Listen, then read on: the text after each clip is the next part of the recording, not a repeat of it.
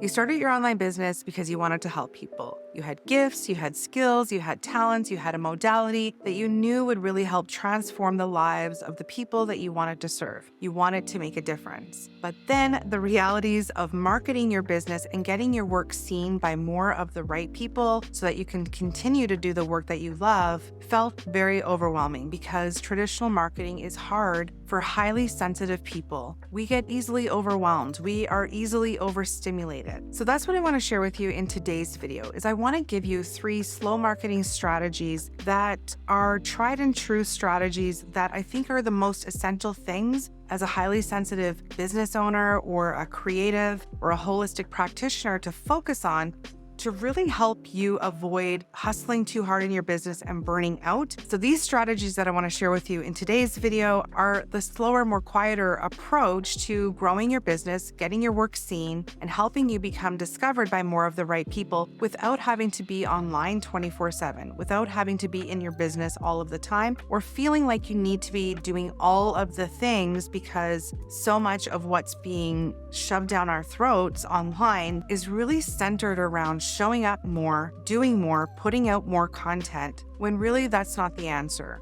That's the path to burnout very quickly. So let's get into some of the strategies that I recommend that are going to be very helpful for any highly sensitive solopreneur and wants to have a gentler approach to growing their business in a very simple and sustainable way.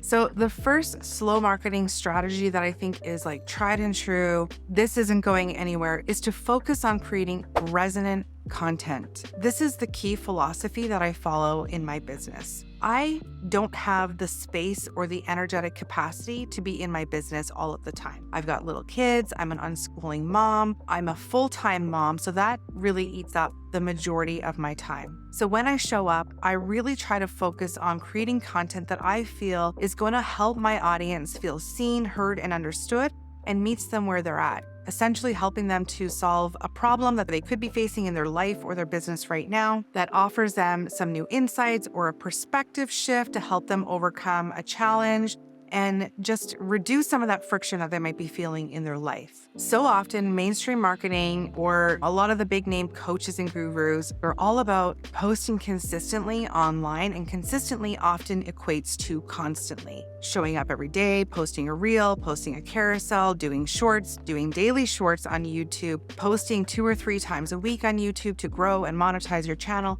and to do all of the things. And quite frankly, that's exhausting. Instead, what I recommend and what I do in my own business is I focus on creating one piece of resonant content per week. One piece of long-form content can then be turned into multiple forms of content if I do need content for other forms of social media, for instance. But really focusing on resonant content is not about churning out daily content. It's not about churning out more and more and more and more. It's really about honing in on the needs and on the challenges and on the questions that your audience might be asking themselves or wondering and trying to solve to help them get from point A to point B and overcome some type of struggle or something that they're dealing with in their life that's holding them back. When you create resonant content versus just content for the sake of creating content, what you're doing is you're helping your audience to feel seen, heard, and understood. And when your audience can feel seen, heard, and understood, not only does that make your content so much more memorable, they will keep coming back. It helps to build long-term, loyal engagement because resonance is the key to building trust with the right people. It's going to be so much more beneficial for you and for your audience if you just focus on creating quality, resonant content that speaks directly to the hearts and minds of the people that you want to serve, the people in your audience that are going to benefit the most from your message and from your offerings, versus trying to put out something just for the sake of putting it out. So why is it important to focus on quality and not just kind of showing up more often? Because there is a school of thought that like the more you show up, the more visible you're going to be in front of your audience, the more top of mind they're going to remember you. But just because you're showing up every single day on Instagram, or you're sending them 2 or 3 weekly emails, or you're on YouTube and you got 2 or 3 videos, it doesn't necessarily mean impactful or memorable. For instance, if you're sending multiple emails a week to your audience so that they don't forget about you, but nobody's reading it. Nobody's really connecting with the message because it's really just noise versus something that's truly helpful and that's going to inspire them in some way or make them feel a connection, an emotional connection to your work. It's better to post something maybe once a month and have something that's really impactful that people will actually remember. And the next time they'll be looking forward to getting your email because the last time you shared something, it really made a difference. So resonant quality content is not about perfection. It's not about waiting until something is perfectly polished. In fact, it's better to just show up and be authentic and be real with mistakes in your work because it makes you relatable. It makes people see you for who you are, like the authentic human being who you are. So this is, again, not about waiting to have everything perfect and quality in the sense that there are no spelling mistakes in your work. You have the perfect topic. It's written and structured in such a way that is very polished and professional. That's not what I mean here by quality. What I mean is it adds value to your audience. It adds value to someone's life. It makes someone have an emotional connection with you and deepens that connection that I think is so essential for highly sensitive business owners to have a sustainable business and to be able to maintain marketing and to really feel joyful in the work that they do.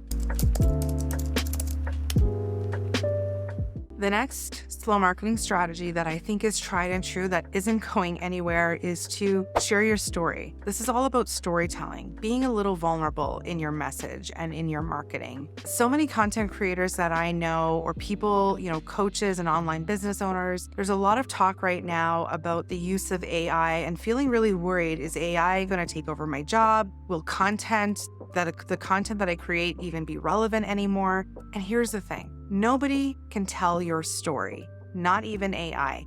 Nobody will ever be able to share your story with your words, the nuanced experiences and the expressions that you use and everything that you bring to your story to make it unique, to make it stand out, to make it memorable, to make it exciting or inspiring. The only person who can share your story is you in the way that you can share it. So it's so important to not just show up in your marketing and share about the facts and the features of your offerings or to talk about the ins and outs of the work that you do, but to share stories. Why is this work important to you?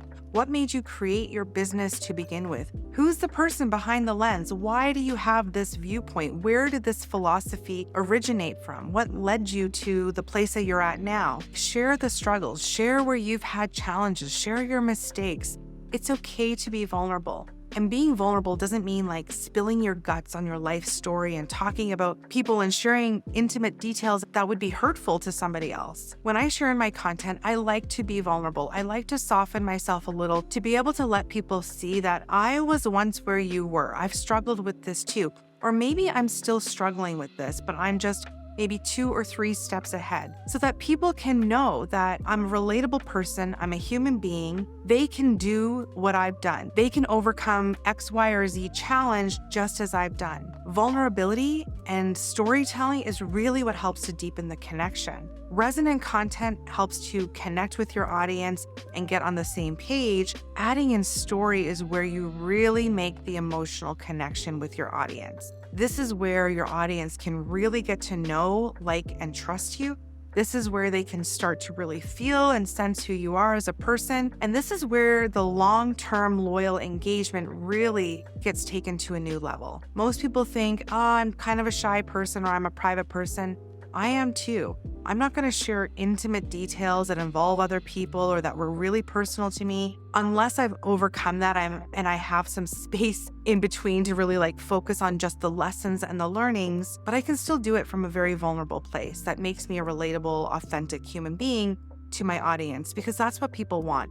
Especially in this digital era of AI, people are craving connection. They want authenticity. That's why when you see on YouTube so many creators who are just showing up with their iPhone and just speaking directly into the camera, who are doing so well on YouTube right now with their videos, we are craving that. As human beings, we crave connection, we crave community, we crave that sense of belonging.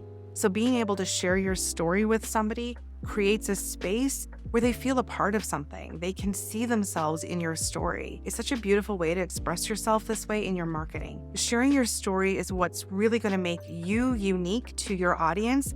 There are thousands of other people doing what I do. But not everybody is online talking about marketing from this more quieter perspective. And even people who are can never share it from my unique experience and my unique expression the way that I share it with you, because they haven't lived what I've lived. I have all of these other elements that add to my story, that layer on to my experiences, that I can share with you through the lens of being a mom with an autistic child that limits my energy and limits my time, to being an unschooling mom that also limits my energy and limits my time, and being a highly sensitive person that needs to be in nature and needs to be connected with my hobbies and my creative expression. All of that impacts the way that I share my message with you. All of that impacts the way that I create content. It's all weaved into my message.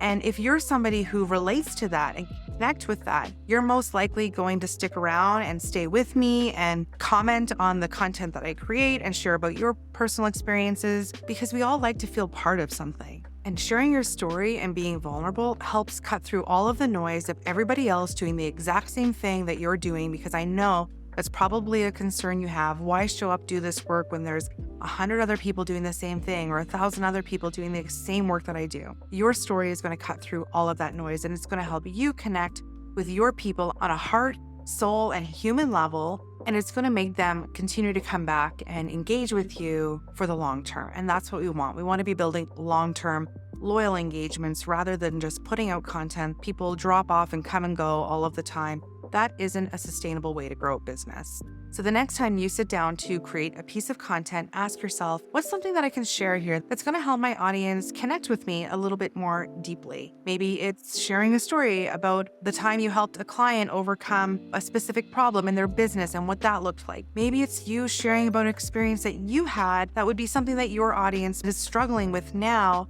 and you can share how you overcame that. Maybe it's a belief that you have and something that led you to that belief, or the story behind how your business was started and why it's so important to you. By storytelling in your content is going to help deepen the connection that your audience is desperately craving to have with a real-life human. The third slow marketing strategy that's going to help you grow your business in a much more sustainable way and make marketing feel more joyful is to make space for connection. If you haven't noticed, the thread that goes through most of the content that I create and all of my work is about creating deep and meaningful resonant content that connects with the right people, not just anybody. So many people think that marketing is about promoting your work and creating content so that you can sell your offerings and sell yourself so that you can make money. It's not. It's about listening. It's about making the right connections with the right people, not just anybody. That's the quickest way to burn yourself out, is to try to put out generic content that reaches this very broad, wide audience.